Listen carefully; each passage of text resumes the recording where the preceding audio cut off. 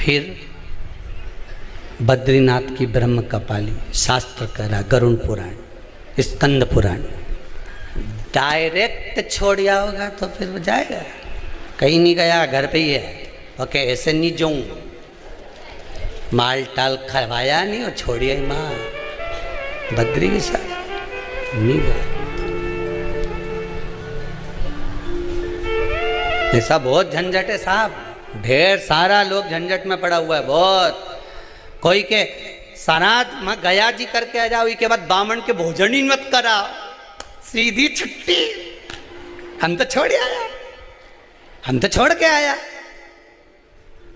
तो किसी ने पूछा तुम छोड़ के तो आए हो, मना नहीं है, पर जब 16 श्राद्ध आता है, 16 दिन हमारे पितरों को मृत्यु लोक में भेजा जाता है। तुम तो छोड़ आए।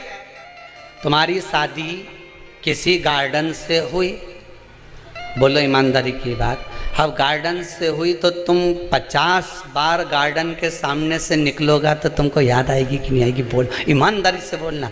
मेरी शादी धर्मशाला से हुई थी, भले वो धर्मशाला की जगह पे दूसरी कॉलोनी बन गई, भले वो धर्मशाला की जगह पे दूसरा कुछ बन गया, भले वो गार्डन की जगह दूसरी चीज बन गई, पर याद तो है नहीं तुम्हें कि यहीं आफत आई थी हमारे? ध्यान में तो है कि इसी गार्डन में मेरी शादी हुई थी, यही धर्मशाला, इसी धर्मशाला में मेरा ब्याह हुआ था। ध्यान में है कि नहीं? जितनी बार निकलोगे तुम्हें वो धर्मशाला याद आएगी, जितनी बार निकलोगे तुम्हें वो गार्डन याद आएगा, जितनी बार निकलोगे तुम्हें वो नजर आएगा कि यहाँ मेरा विवाह हुआ था, यहाँ मेरी शादी हुई थी।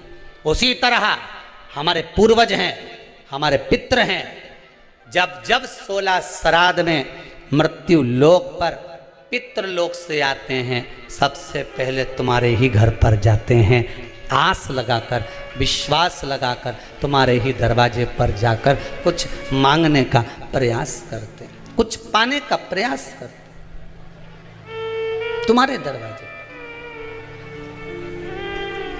ये फर्ज आपका है, ये फर्ज आपका है कि आप उनको दे रहे हो ना दे रहे हो। ब्राह्मण भोज तो कराना चाहिए, गौ माता को रोटी का दान तो देना चाहिए। शिव महापुराण की कथा यहाँ तक कहती है, समुद्र मंथन के समय पर देवता राक्षसों ने मिलकर जब मंथन किया, सुमेरु पर्वत को लेकर शेषनाग की नेति बनाकर जब मंथन करना प्रारंभ करा, मंथन करना जब प्रारंभ करते हैं, उस समय पर सबसे पहले अगर कुछ निकली है तो गौ माता निकली। क्या निकली है? गौ माता। कारण, गाय को निकालने का कारण केवल इतना था कि गाय का जो दूध निकलेगा, मंथन में जो विष निकलेगा, उस विष को जो पिएगा उसका कंठ जलेगा, और उस कंठ की जलन को गाय का जो दूध है वो जलन को रोक सकता है।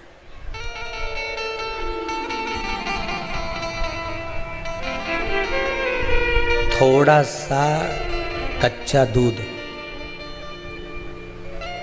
कच्चा दूध मतलब तपाया ना हो, आवाज बढ़ा रिटर्न, थोड़ा सा कच्चा दूध, और अपन अमावस्या के दिन या पितृपक्ष में या ब्राह्मणों को या ब्राह्मण के बच्चे को अमावस्या के दिन दूध पिलाते हैं या दूध का गिलास देते हैं, तो वो पका हुआ नहीं रहता, वो पका हुआ नहीं रहता, वो कच्चा दूध है। पीपल के नीचे जो दूध चढ़ाते हैं वो जम के बोलते जाओ कच्चा। शिव जी को जो दूध चढ़ाए वो कच्चा। कहीं पूजन में अगर प्रयोग लिया जाए तो कच्चा दूध। पका हुआ का वर्णन नहीं है कि पका हुआ दूध होना चाहिए, यहाँ तो कच्चे दूध का वर्णन है कि कच्चा दूध, वहाँ कच्चा दूध चढ़ाया जाता है। किस लिए? कारण क्या है? शंकर भगवान के श्री विग्रह में, भगवान शंकर के शिवलिंग में भगवान शिव के शिवलिंग के भीतर सारे लोक, चाहे वो वैकुंठ लोक हो, चाहे वो मृत्यु लोक हो, चाहे वो पितृलोक हो, सब उस शिवलिंग के भीतर विराजमान है महाराज। शिवलिंग के भीतर विराजमान है महाराज, शिवलिंग के भीतर सारे के सारे सारे लोग वहां पर विराजमान है। ठीक है, अब आपने जब कच्चा दूध शंकर जी पर समर्पित किया तो केवल शिव के लिए नहीं गया, वो कच्चा दूध जब आपने शंकर भगवान को चढ़ाया तो वो दूध सारे लोकों में होता होता पितृलोक में भी गया, और जो आपके पूर्वज थे उनका कल्याण कर दिया। उसमें जब हम रोटी देते हैं, एक रोटी जब देते हैं, या तो गाय के मुख में 16 श्राद्ध में जब रोटी देते हैं तो रोटी को बीच में से तोड़कर, रोटी का जो भाग होता है उसको, मतलब ऊपर से फुलका का परत नहीं निकालना है, रोटी जो सीधी सीधी है ना, जैसे ये रोटी है तो इसको बीच में से तोड़ लिया, 2 भाग विभाजित कर लिया, नीचे वाले भाग में भी थोड़ा सा गुड़ शक्कर रख लिया, ऊपर वाले भाग में भी गुड़ शक्कर रख लिया, एक के ऊपर एक रोटी को रख लिया, वो गाय को दी।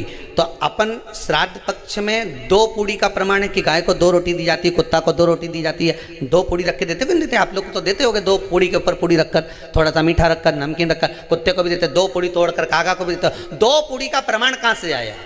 2 भाग रोटी के टुकड़े का प्रमाण कहाँ से आया? श्राद्ध पक्ष में ही ऐसा क्यों किया जाता है? बाकी के समय पर तो कोई ऐसा 2 पूड़ी का प्रमाण ही नहीं, पर श्राद्ध पक्ष में ये क्यों कहा जाता है कि पूड़ी के ऊपर पूड़ी रख दे, उसमें मीठा रख दे, खीर शक्कर रख दे, गाय को दिया, कुत्ते को दिया, कागा को दिया, ऐसे क्यों कहा जाता है? उसका कारण क्या होता है? उसका केवल एक कारण है, जो नारी ने भोजन का निर्माण करा है, जो घर की बहू भोजन बनाई है, जो घर की बेटी ने भोजन बनाया है, घर की माता ने भोजन बनाया है। महाराज, पिता पुरुष एक कुल को तारता है, बेटी 2 कुल को तारती है। जब श्राद्ध पक्ष में 2 भाग रोटी के कर गाय को देती है तो 1 भाग तो उसके ससुराल वालों को मिलता है। जब गया जी का पिंड होता है तो नाना नानी सबका स्मरण कराया जाता है, 2 भाग।